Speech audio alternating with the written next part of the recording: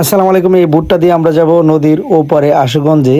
আসা এবং যাওয়ার ভাড়া লাগবে মাত্র 60 টাকা একজনের। অবশেষে 60 টাকা প্রতি পারে টিকিট কেটে আমরা সেই বুটে চলে আসলাম। খুবই ভালো লাগলো বুটে উঠে।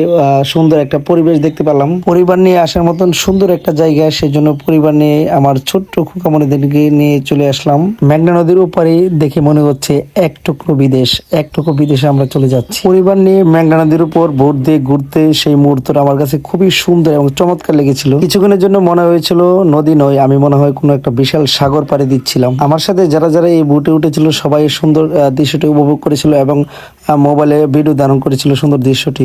অবশেষে মাত্র 10 থেকে 15 মিনিটের ভিতরে কিন্তু আমরা মেঘনা নদীর ওপারে অর্থাৎ আশুগঞ্জের যে ঘাটে চলে এসেছি।